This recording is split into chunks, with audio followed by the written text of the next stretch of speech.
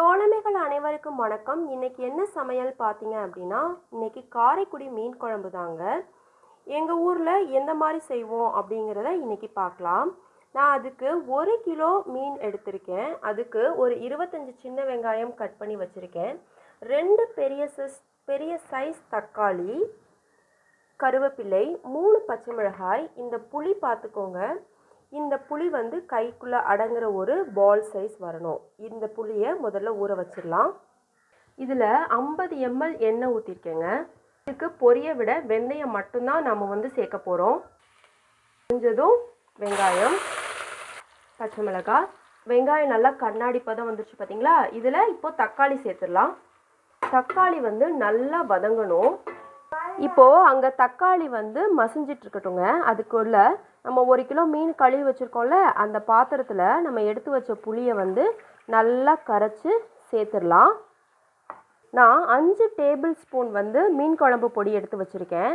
முதல்ல இதை சேர்த்துருவோம். அதுக்கப்புறம் நம்ம காரம் டேஸ்ட்டு பார்த்துட்டு நமக்கு தேவையான அளவு நம்ம சேர்த்துக்கலாம். இப்போது இதிலே கொட்டி நம்ம கலந்துருவோம்.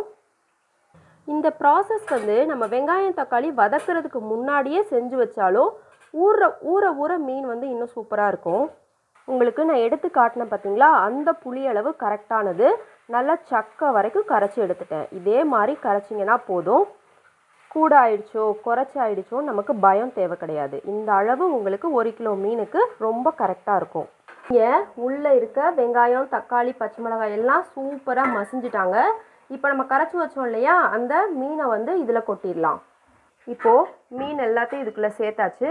இப்போ தேவையான அளவு உப்பு சேர்த்துடலாம். கருவேப்பிலை. நான் ஏற்கனவே 5 ஸ்பூன் வந்து மீன் குழம்பு பொடி சேர்த்துருக்கேன் இல்லையா, காரம் எனக்கு லைட்டாக தெரியுது. ஆனால் இது வந்து கொஞ்சம் காரம் துடிப்பாக இருந்தால் தான் மீன் வெந்து வரும்போது கரெக்டான அளவாக வந்துடும். அதனால் இன்னும் 1 டேபிள் ஸ்பூன் நான் வந்து சேர்த்துக்கிறேன். மொத்தம் 6 டேபிள் ஸ்பூன் மீன் குழம்பு பொடி. கரெக்டான அளவு வச்சுக்கோங்க. அவ்வளோதான். குழம்பெல்லாம் நம்ம கரெக்டாக கூட்டியாச்சு. இனி கொதி வந்து மீன் வேகிறது மட்டும்தான் நம்மளோட வேலை. ஒரு பக்குவம் மட்டும் சொல்லிடுறேன். நான் வந்து குழம்பு எப்படி கூட்டியிருக்கேன்னு பாருங்கள். இந்த அளவுக்கு தண்ணியாக தான் மீன் குழம்பு இருக்கணும். கொதி வரட்டும், அது வரைக்கும் மூடி போட்டு மூடிடலாம். ஒரு வீடியோவில் ஒரு சிஸ்டர் சொல்லியிருந்தாங்க, நீங்கள் உங்கள் சமையலுக்காக பாத்திரங்கள் எல்லாம் கொஞ்சம் பர்ச்சேஸ் பண்ணுங்க அப்படின்னு. ஆக்சுவலாக நான் வந்து இந்த சம்மர் லீவுக்காக அம்மா வீட்டுக்கு வந்திருக்கேனா, ஸோ அம்மாவோட சமையல் குறிப்புகள் எல்லாம் போடணுங்கிறதுக்காக கொஞ்சம் அட்ஜஸ்ட் பண்ணி போட்டுட்டு இருந்தேன். ஸோ சிஸ்டரோட வேல்யூபிள் கமெண்ட்ஸ் எனக்கு ரொம்ப முக்கியம். எனக்கு அதுக்கான ரெஸ்பாண்ட் கொடுக்கணும்னு சொல்லியிருக்கேன். அம்மாட்ட சொன்னதுக்கு அம்மா கண்டிப்பாக பர்ச்சேஸ் பண்ணலான்னு சொல்லியிருக்காங்க.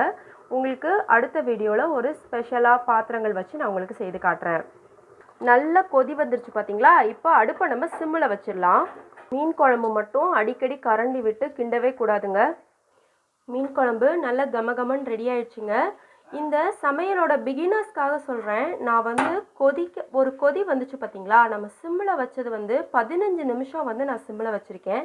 இந்த மாதிரி எண்ணெயெல்லாம் ஓரத்தில் லைட்டாக பிரியுது பாருங்கள், இதுதான் கணக்கு.